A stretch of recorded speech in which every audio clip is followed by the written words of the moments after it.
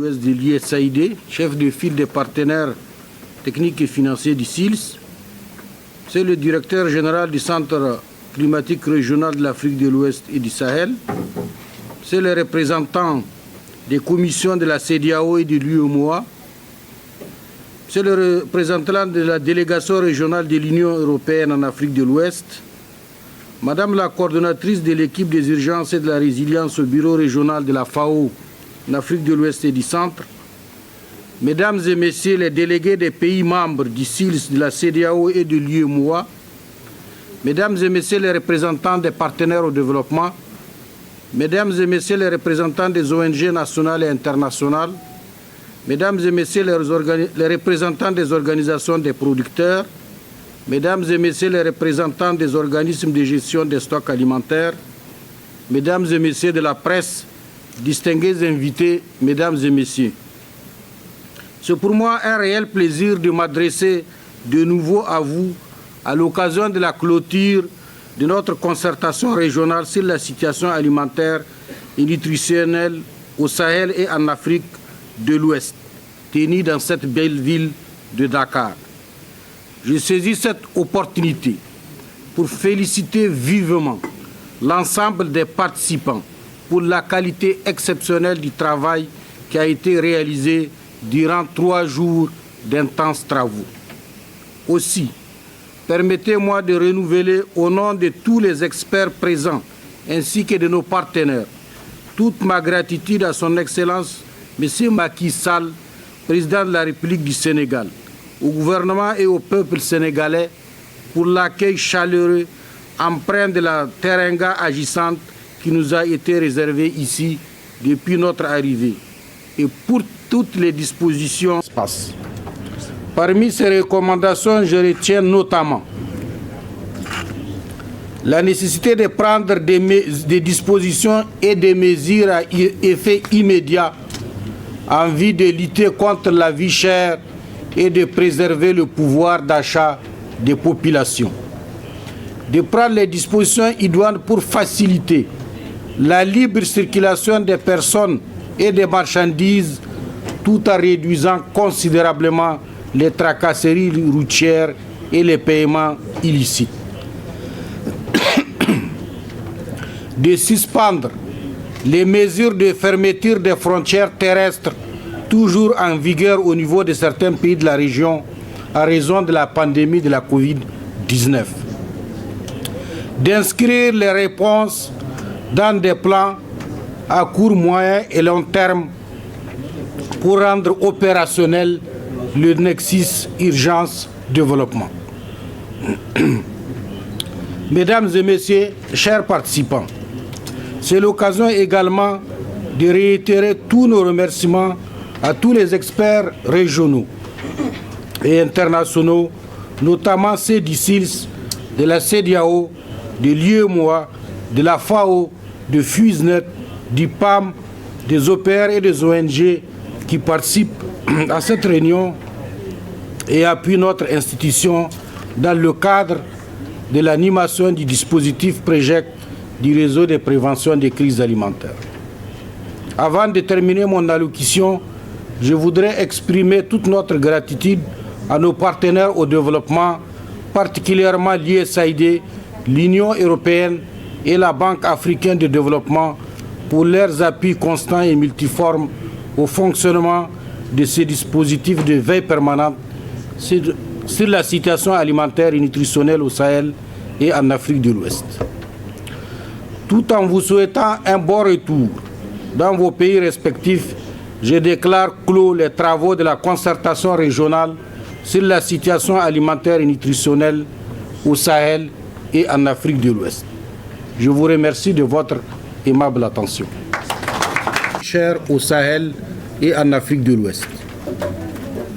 Dans le cadre de ce dispositif de veille sur la sécurité alimentaire et nutritionnelle et la gestion des risques climatiques, et conformément à sa mission de fournir des informations fiables, utiles et à temps à ses États membres pour une meilleure prise de décision, le comité permanent inter-État de lutte contre la sécheresse dans le Sahel à l'issue des différentes concertations de son dispositif, déclare 1. Concernant la campagne agro-pastorale 2021-2022, les productions agricoles dans les pays du Sahel et de l'Afrique de l'Ouest au titre de la campagne 2021 et 2022 sont estimées pour la production céréalière totale, maïs, riz, mil, sorgho, fonio et blé à 73 millions de tonnes, en baisse de moins 2,2% par rapport à l'année dernière et en hausse de 2,7% par rapport à la moyenne des 5 dernières années. Les baisses les plus prononcées, comparées à l'année dernière, sont observées au Niger, moins 39%, au Mali, moins 15%, au Burkina Faso, moins 10% et au Tchad, moins 9%. En rappel, cela fait la 5e année consécutive que le Cap-Vert n'a pas enregistré de production agricole significative. La production de tubercules est à 203,8 millions de tonnes, en hausse de 5% par rapport à l'année dernière.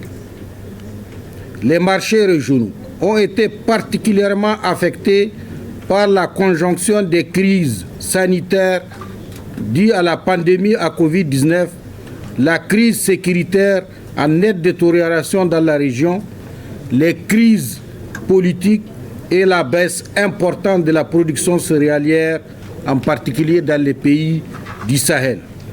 Ceci a eu des conséquences sur la hausse des prix dans la région, aggravée par les cours des marchés internationaux en conséquence et surtout le ralentissement du fret au niveau mondial et la hausse des coûts de la logistique. L'insécurité civile est en pleine dégradation dans la région depuis 2016, ce qui a fortement perturbé le fonctionnement des marchés et d'autres infrastructures sociales et rendant plusieurs localités inaccessibles dans la région. La situation au plan international, notamment la crise en Ukraine, a assombri les perspectives concernant les approvisionnements en blé et surtout en engrais pour les prochains mois.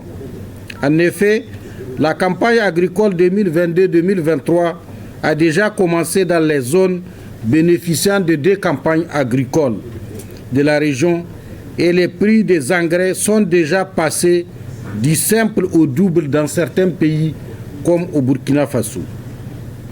La situation des marchés agricoles se caractérise par la persistance de la flambée des produits alimentaires depuis le début des récoltes de la campagne agricole 2021-2022.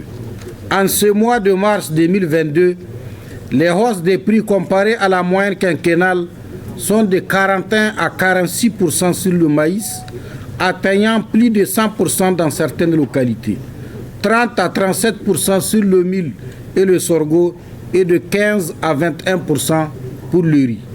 Les hausses des prix sont générales et elles sont observées dans tous les pays.